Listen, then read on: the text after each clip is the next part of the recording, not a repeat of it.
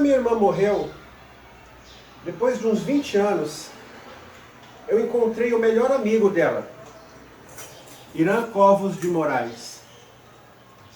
Ele é espírita, mas não é aqueles caras bitolados, sabe? Ele tem os livros de Allan Kardec ali na casa dele, mas ele não frequenta centro espírita. Mas ele veio e falou algumas coisas muito interessantes relacionadas ao espiritismo. E ele me disse uma coisa que acho que é a melhor definição que a gente tem da Thelma. É um espírito muito, muito, muito elevado, que veio para cá antes da hora. A Thelma, evidentemente, veio talvez uns 100 ou 200 anos antes do seu tempo. Por isso que para a Thelma, todos à sua volta eram burros e ignorantes.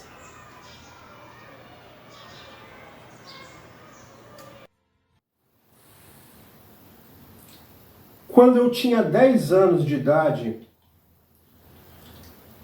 meu irmão Eduardo tinha 20.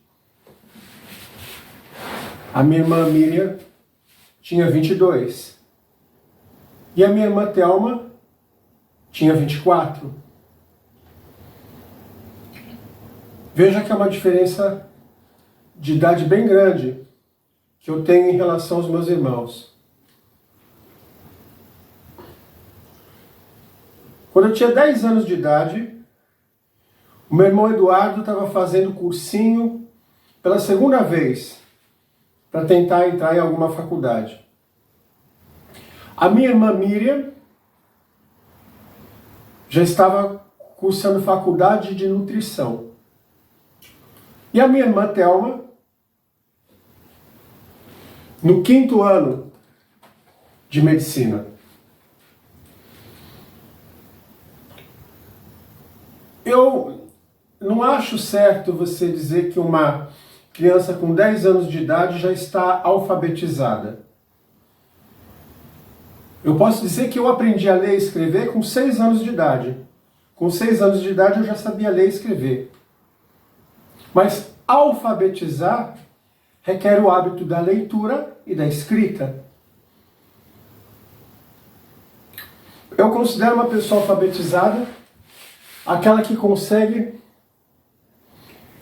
transcrever no papel ou escrever em um papel tudo aquilo que ela pensa ou tudo aquilo que ela sente.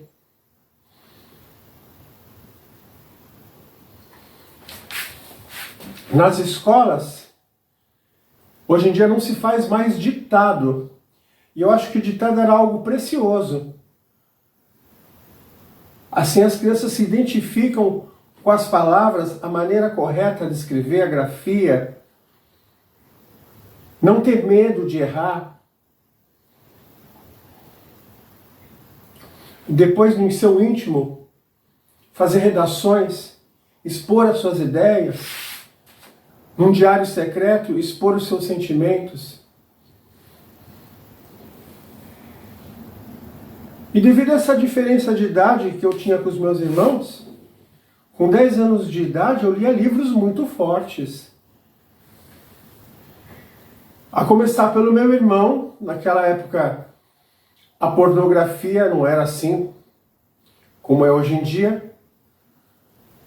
Só tinha acesso à pornografia quem comprasse uma revista ou fosse no cinema. Então, com 10 anos de idade, eu via muita revista pornográfica debaixo da gaveta do meu irmão Eduardo, que tinha 20 anos de idade. Na Miriam, ela gostava muito de astrologia. E eu aprendi a gostar de astrologia com a Miriam.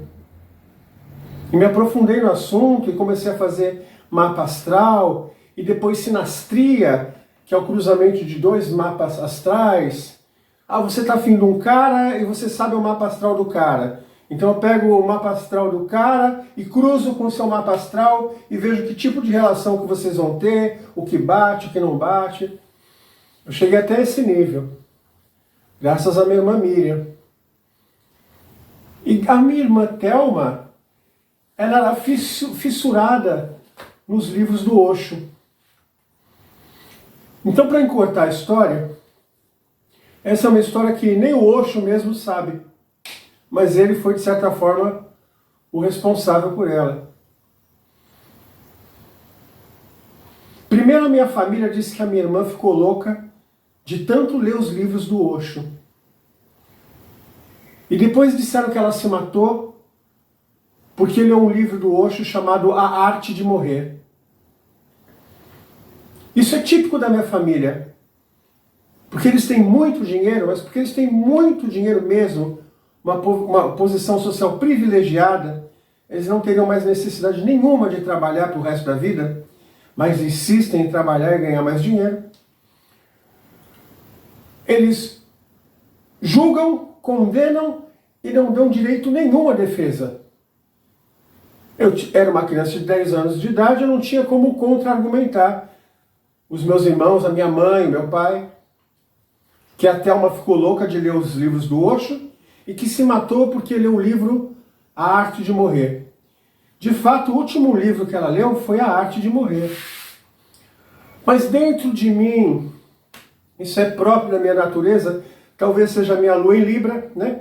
O libriano é muito o senso da justiça. Eu sou de Peixes, ascendente Escorpião, lua em Libra.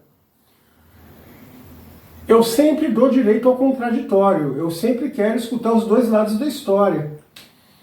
E o Osho nunca teve direito à defesa. E desde os 10 anos de idade eu ficava escutando essa história e tinha que engolir. Até que por um golpe de sorte, eu estava com um amigo meu andando no centro da cidade. Lá tem um tipo de comércio que vende livros usados, chamado sebo. Eu não sei se tem sebo aqui em Florianópolis. Mas enfim, é um lugar que vende muitos livros, livros usados.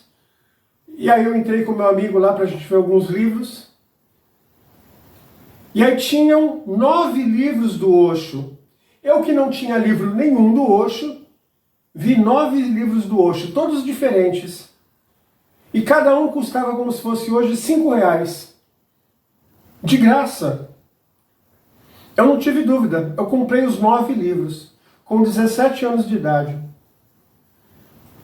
E aí eu me apaixonei, acho que a palavra é essa, pelo tipo de ser humano que estava diante de mim. O primeiro livro que eu mais, talvez até hoje, o livro que eu mais amo do Osho é Vida, Amor e Riso. Um livro capaz de tirar qualquer um da depressão. Vida, Amor e Riso. E é um livro fininho. Mas enfim, eu vi que o cara não era ruim. Mas faltava ainda provar que ela não se matou porque ela leu o livro A Arte de Morrer. E eu só poderia fazer isso se eu tivesse o livro nas minhas mãos. Minha amiga, meu amigo, eu comecei um trabalho de investigador de polícia que durou quase 20 anos. Quando eu já tinha uns 30 anos de idade, eu encontrei um cara em Porto Alegre que tinha o livro e estava vendendo. E era como se fosse hoje uns R$200 ele queria no livro. E eu falei, beleza. E eu, burro, mandei o dinheiro para a conta do cara. E até hoje eu estou esperando o cara me entregar o livro. Puta prejuízo.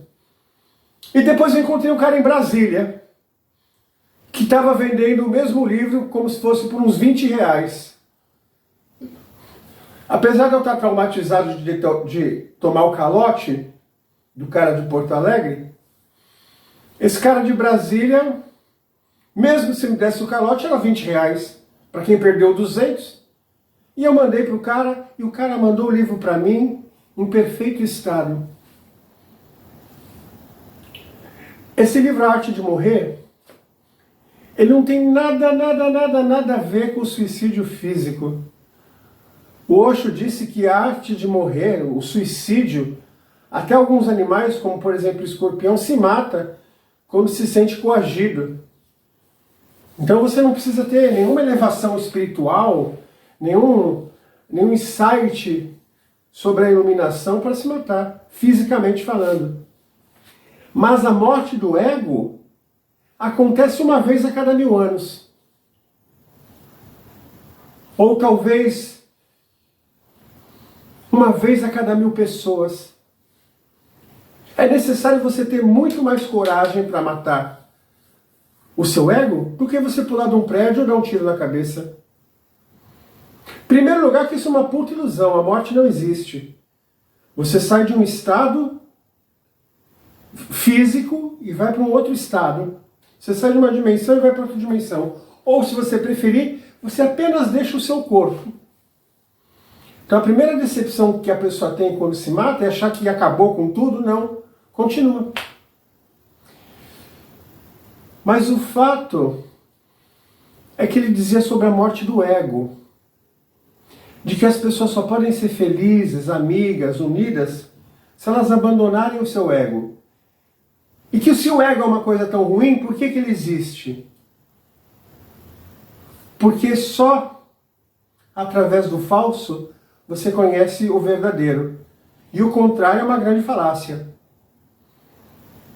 Só através do falso você conhece o verdadeiro. Então é necessário você passar uma vida de ilusões, inflando o seu ego, para depois você perceber a qualquer momento que isso é uma grande burrice. 99,9% das pessoas morrem egoístas, mas uma entre elas se ilumina.